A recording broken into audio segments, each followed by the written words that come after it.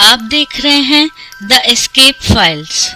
The escape files में आज की कहानी का शीर्षक है शापित हवेली का रहस्य, जो मेरे पास के कस्बे विकास नगर के वाकयात है। जब मैं छुट्टियों में गांव घूमने गई थी, मेरे गांव में एक पुरानी खंडर हवेली है जिसमें करीब 65 सालों से वहां कोई नहीं रहता। ये बात मुझे मेरे गांव के दोस्तों ने बताया। जब ये बात मुझे पता चली तो मेरा मन करने लगा कि मैं एक बार उस हवेली को देखूं। मुझे ऐसी जगहों पर जाना, उनके बारे में जानने में बहुत दिलचस्पी होती है। फिर एक दिन मैं अपने दोस्तों के साथ वहां जाने का प्लान बनाती हूँ और उस खंडर हवेली के सामने पहुंच जाती हूँ। वहां दूर दूर तक कोई आता जाता भी नहीं था। मैंने जब ये बात अपने दोस्तों और सहेलियों से पूछी कि यहाँ अगल बगल कोई रहता तो नहीं, बल्कि लोग इस रास्ते भी आ जा नहीं रहे हैं, ऐसा क्यों? तो मेरे दोस्तों ने बताया, ये हवेली सिर्फ पुरानी और खंडर नहीं है, बल्कि ये हवेली एक भूतिया श्रापित हवेली है। मैं बोली, ऐसा तुम इतने यकीन से कैसे कह सकते हो? मेरे दोस्तों ने कहा, यहाँ पूरे गांव का यही मानना है। इसके बारे में एक बहुत पुरानी और सच्ची घटना यहाँ प्रसिद्ध है। मेरे मन में इसके बारे में जानने का ख्याल और बढ़ने लगा। मैंने पूछा, क्या है इसके पीछे की कहानी? तब उनमें से एक दोस्त ने मुझे बताया, आज से करीब 65 साल पहले इस हवेली की मालिक बहुत बड़ी जमींदार हुआ करते थे। उनकी एक पत्नी भी थी जो बहुत सुंदर थी। उनका नाम सुलेखा था। उस समय ही डाकुओं के भी खौफ से डरते थे।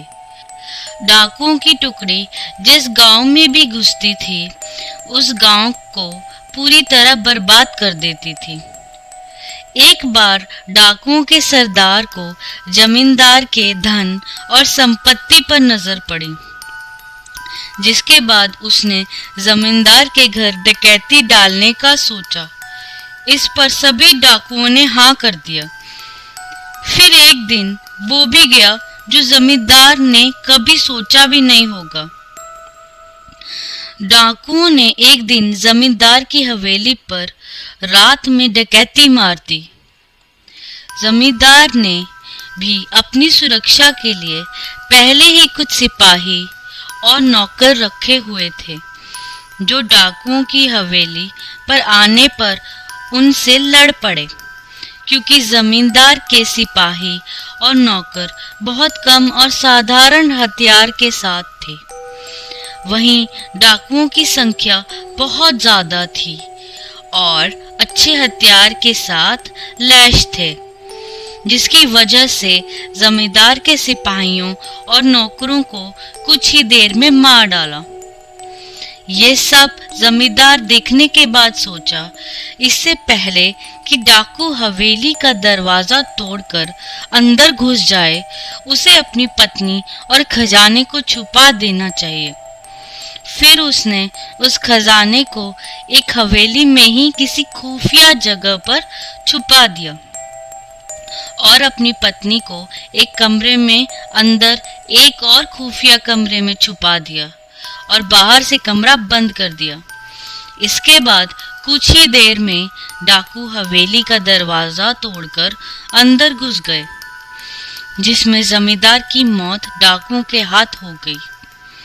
पर जमींदार ने मरते मरते अपने खजाने का पता उन डाकुओं को नहीं बताया। डाकुओं ने खजाने को बहुत खोजा, पर वो नहीं मिला।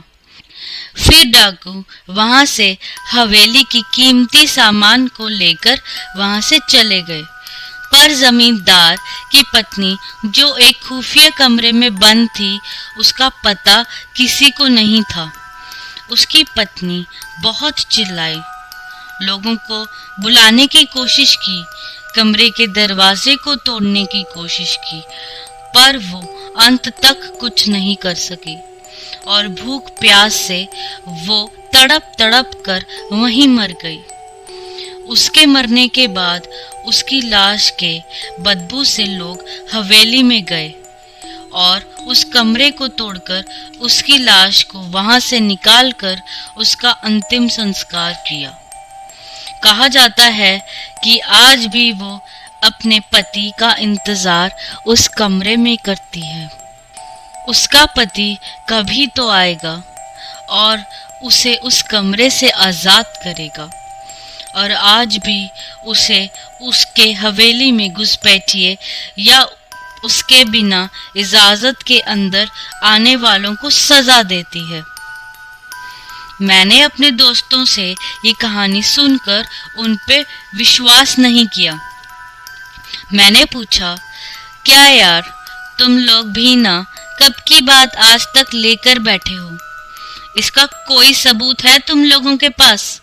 तो उन लोगों ने बोला, कुछ लोगों ने इस हवेली में जाने की और वहां रुकने की गलती की थी, जो आज तक इस सदमे को भूल नहीं पाए हैं। मैंने पूछा, ऐसा क्या हुआ था उन लोगों के साथ इस हवेली में? तब दोस्तों ने मुझे बताया, एक बार एक अपराधी जेल से भाग जाता है और इस हवेली में आकर छुप जाता है। उसके बाद कोई कुछ नहीं जानता कि उस हवेली में उसके साथ क्या हुआ था।